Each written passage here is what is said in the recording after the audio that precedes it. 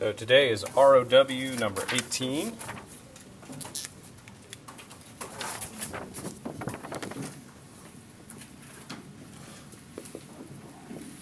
And there's a new concept called the complement of an event.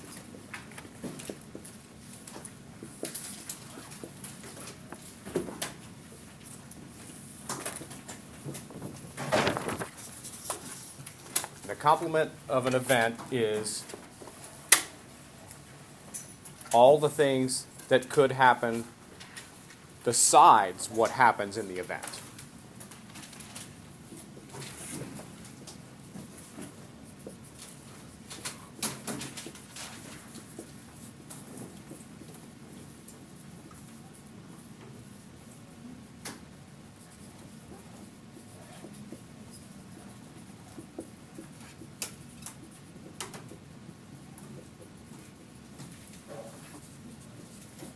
All the things that could happen besides what happens in the event.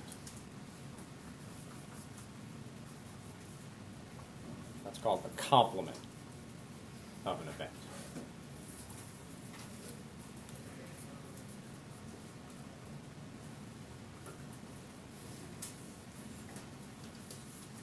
So that doesn't make a ton of sense without an example.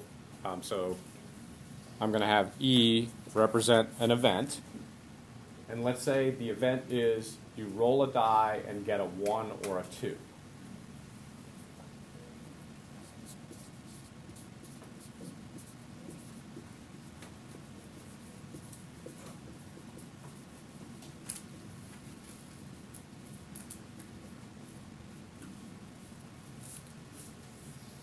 So that's the event. You rolled a die and you got either a 1 or a 2. So then the complement of that event would be everything that could happen besides that. So what's one example of something else that could happen? Besides getting a 1 or a 2.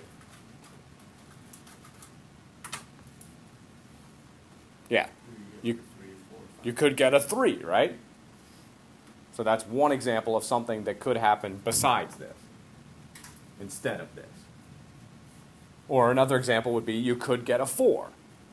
Or another example is you could get a 5, or you could get it. So everything that could happen other than getting a 1 or a 2 is the complement of the event.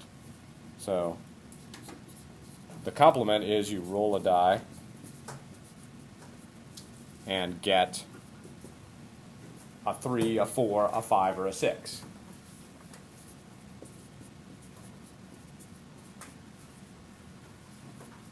Maybe the word besides here is, I stumbled upon other than. Maybe that's better. All the things that could happen other than what happens in an event. Okay, so we need some notation for complement. So the original event is getting a 1 or a 2. So the complement is getting a 3, a 4, a 5, or a 6. And the notation for that is you put the E and then you put a line on top of it. So the line stands for the complement.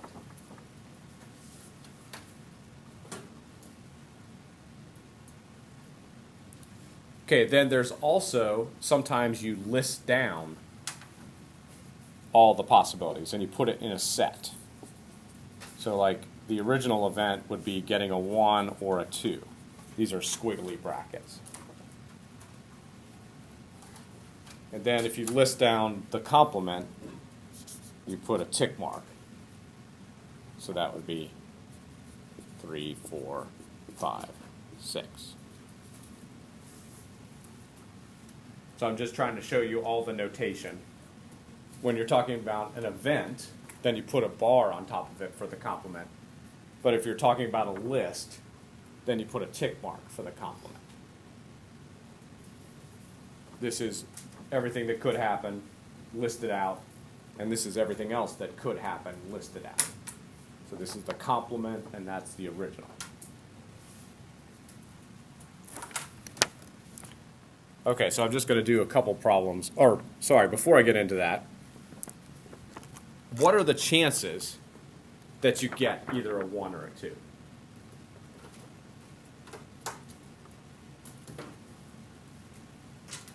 You roll a die. What are the chances that you are going to get either a 1 or a 2? Yeah, Emma. Say that again. 1/3 of a chance, or it's 2 out of 6 before you reduce it, right?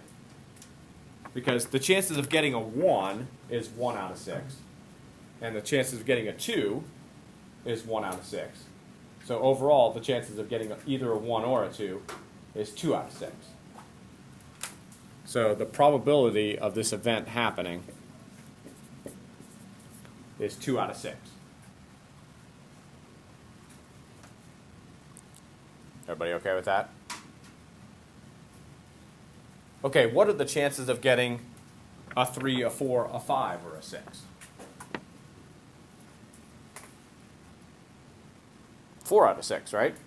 Because there's a 1 out of 6 chance of getting a 3, a 1 out of 6 chance of getting a 4, et cetera, et cetera. So there's a 4 out of 6 chance of getting any of those. So the probability of E bar, the probability of the complement, is 4 out of 6. So chance of getting a 1 or a 2 is 2 out of 6. Chance of you getting something else is 4 out of 6. So what I want to point out is that these two add up to 1. Which makes sense because the chances of something happening plus the chances of anything else happening should be 100%. Like the chances of getting tails is 50%, the chances of getting heads is 50%, and those add up to 100%. Because something is going to happen, right? That's a 100% chance that something will happen. So this is saying the probability of something happening plus the probability of anything else happening is 100%. And that'll happen all the time, not just in this example. So 2 out of 6, I just wanted to show you that it was working out for this example. 2 out of 6 plus 4 out of 6 is 100% chance. So this is another fact that I was trying to get at. P, the probability of E plus the probability of the complement of E is 1. Okay, now we're ready for number 6. And in number 6, there's some people that have certain blood types, and there's 50 total people. And 21 of them have type O. And then 22 of them have type A. So these are just, there's a bunch of different types of blood. One of them's O, one of them's A. Then 5 of them have type B. And 2 of them have type AB. So I think that adds up to 50, 43 plus 7. Yeah, okay. So this is just information that's given in the problem. 50 total people. This many have type O. This many have type A. This many have type B. That many have type AB. Okay, so now the question on 6 is, what is the probability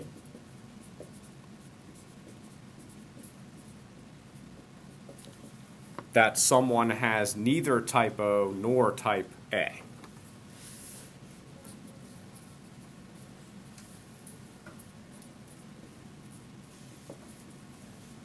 Neither type O nor type A. That would be a question, of course. So the neither nor sometimes throws people off. That's why I'm going off over this question. Neither nor means they don't have type O and they also don't have type A.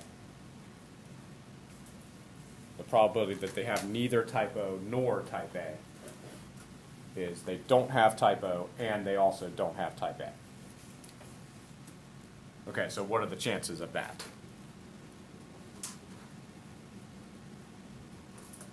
Yeah, Charlie? 7 out of 50. Good, 7 out of 50. Because here's the type O and type A people. So here's all the other people that don't have type O or type A. So that's 7 out of 50.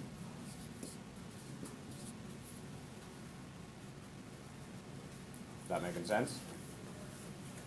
It's not too hard of a problem, but the neither nor sometimes throws people off because you don't hear that terminology very often.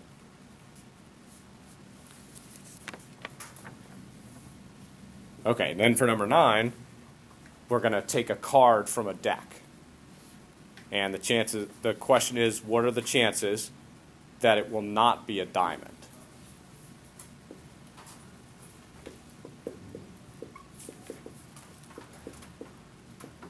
So I want to try to get into today's notation.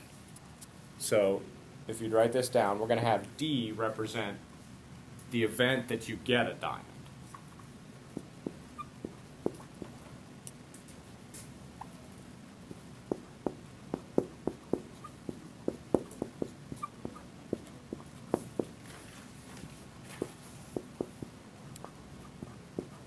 So you got a standard deck of cards, and you go and you pick one out just at random, and D is the event that you do get a diamond. So what would you write down to say not getting a diamond?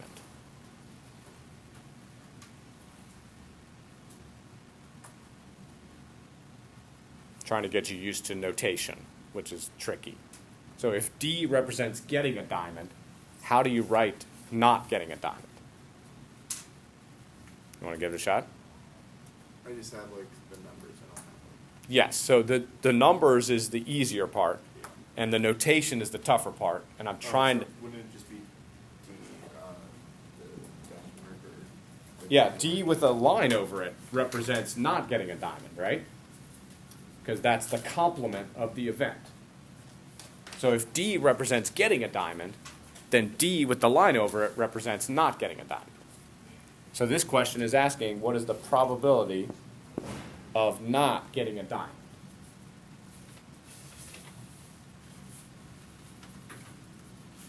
Okay, so Charlie, what is the probability of not getting a diamond? 39 over 52.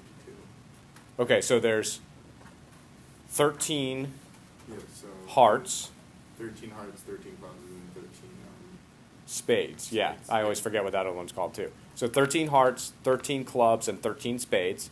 So that's a total of 39 cards that aren't diamonds.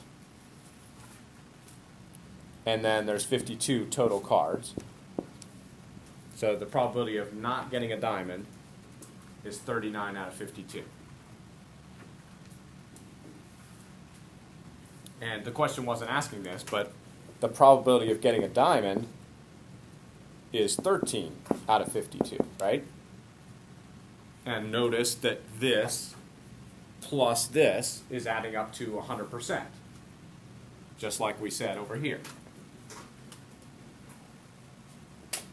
Okay, so that was extra, because I wanted to make sure you saw that. But this is the answer to number 9. The chances of not getting a diamond are 39 out of 52.